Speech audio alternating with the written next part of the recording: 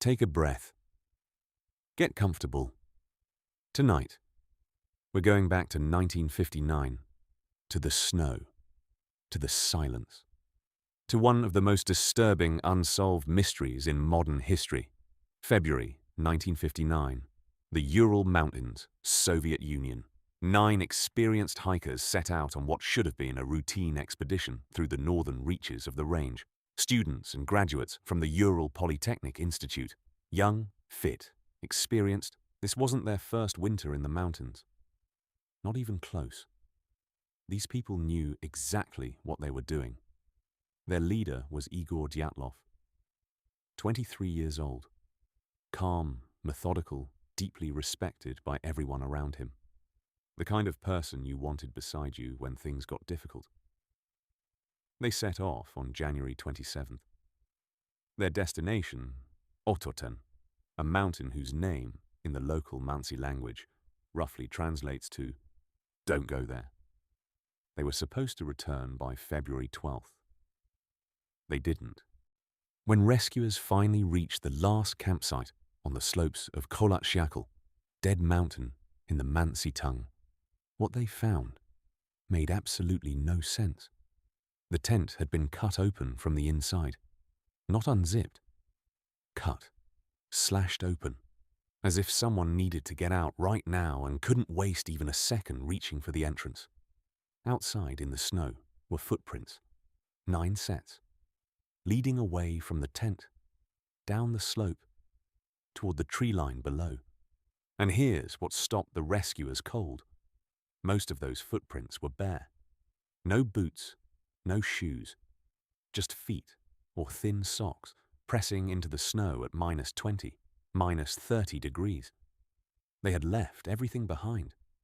Their food, their warm clothing, their gear, everything. Whatever drove them out of that tent, they ran from it with almost nothing. The first bodies turned up about 1.5 kilometers from the tent, at the edge of the forest near a large cedar tree. 2 of them, Yuri Doroshenko and Yuri Krivonischenko, were found in their underwear. Just think about that for a moment.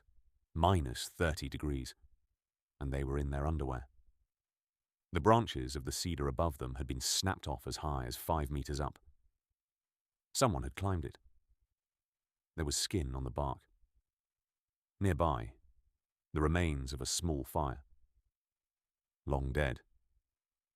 Nowhere near enough to keep anyone alive in that cold. Igor Dyatlov himself was found 300 meters back up the slope, toward the tent. Face up. One arm slightly raised, as if he'd been trying to crawl back. Those who found him said his expression looked determined, like he was still fighting.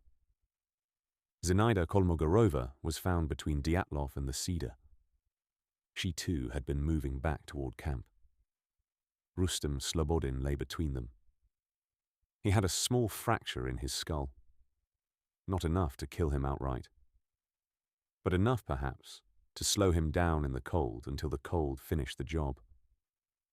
All 5 died of hypothermia. They froze to death in the dark, in the snow, with their camp less than 2 kilometers away. And then spring came. The snow began to melt. In May, 4 more bodies were found in a ravine, 75 meters deeper into the forest, hidden under 4 meters of snow. These were different. Nikolai Thibault Brignol had massive skull fractures, not from a fall, not from a blow, the kind of fracture that comes from enormous, sustained pressure, crushing force applied slowly. Lyudmila Dubinina and Semyon Zolotaryov both had multiple broken ribs. Again, not a fall, compression. The forensic expert on the case compared the force required to a car crash, a high-speed car crash. And Lyudmila Dubinina, she was missing her tongue, her eyes, her lips, gone. The official explanation was decomposition from the stream water where she lay. Many researchers, even today, refused to accept that. Zolotaryov was found with a camera still hanging around his neck. Whatever was happening, someone had been trying to record it. And then, the detail that changes everything. Some of the clothing on these four tested positive for abnormal levels of radiation. The Soviet authorities investigated. They interviewed. They analyzed. They consulted. And then they shut it down. The official conclusion: the hikers died as a result of, and I want you to hear this carefully, an unknown compelling force. That's it. That was the verdict. Unknown compelling force. The files were classified, sealed for 30 years until the Soviet Union collapsed. So, what happened? In the decades since, researchers and investigators from around the world have offered dozens of explanations. The most accepted today is the avalanche theory, specifically a silent snow slab that could have struck the tent without warning, forcing the group to cut their way out and flee. It would explain the injuries, the panic, the rush. But experienced Soviet mountain investigators found no avalanche evidence at the site. The slope angle was too shallow, and the footprints leading away from the tent. They were orderly, calm almost. Not what you'd expect from 9 people running for their lives from a wall of snow. Then there's the infrasound theory. Certain wind conditions in mountain passes can generate low-frequency waves below the range of human hearing, but felt by the body. Intense dread, panic, disorientation, hallucinations. Some researchers believe the geography of Dyatlov Pass could produce exactly this effect. The hikers may have been driven out of their minds by something completely invisible. And then, the military theory. The Ural Mountains in 1959 sat close to several Soviet weapons testing sites. On the night of February 1st, the night the hikers are believed to have died, multiple witnesses across the region reported seeing strange glowing orbs moving through the sky. Other expedition groups saw them too. The radiation, the crushing injuries, the missing soft tissue.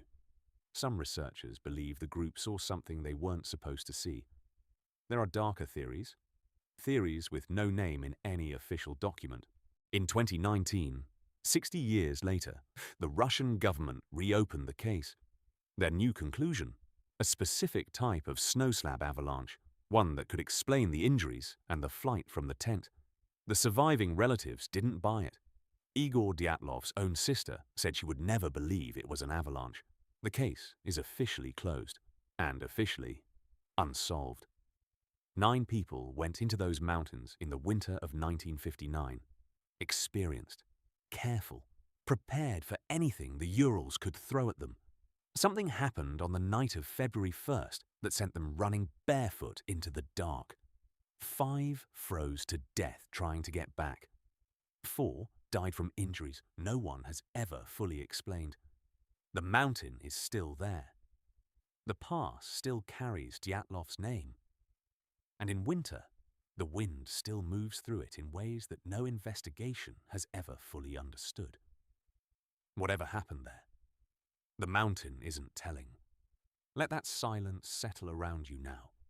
You are warm. You are safe. The snow is far, far away. Rest.